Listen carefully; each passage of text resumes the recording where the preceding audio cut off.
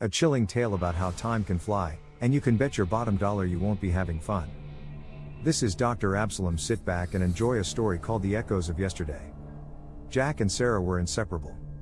Every summer, they roamed their small town, exploring its forgotten corners and whispering about its secrets.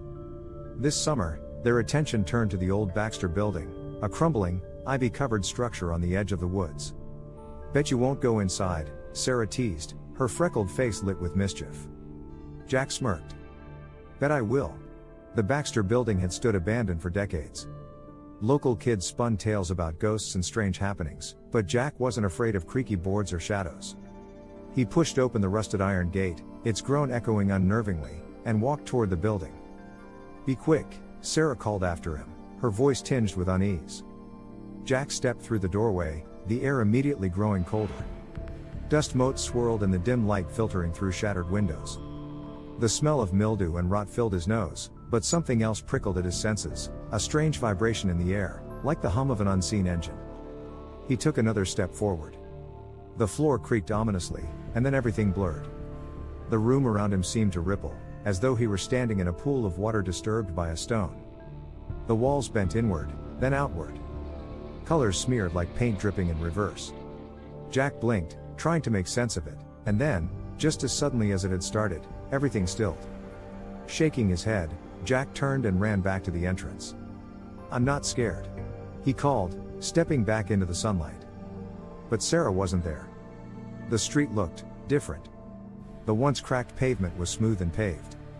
Trees had grown taller, their trunks thicker, their branches reaching farther. Where were the old swings set and the broken lamppost they'd passed earlier? "Sarah?" Jack called, his voice cracking. A man walking a dog stopped and stared at him. "Kid, where did you come from?" the man asked, his tone as much curious as concerned. "The Baxter Building," Jack replied, pointing. The man frowned. "The Baxter Building was torn down 15 years ago. There's nothing there but a park now." Jack's blood ran cold. "What are you talking about? I just went in there." "Sarah's waiting outside," but the man was already shaking his head.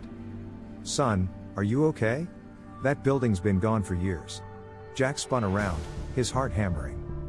He sprinted back toward where the building should have been, but all he found was an overgrown lot with a few scattered stones. The air around the spot shimmered faintly, like heat rising from asphalt. Jack collapsed to his knees. What had been seconds for him had been years for the world outside. Sarah was gone. His family, his friends, everything he'd known, vanished like smoke. Behind him, the faint hum of the unseen engine grew louder. Jack turned to face the shimmer, but this time, he stayed where he was. He wasn't going back in.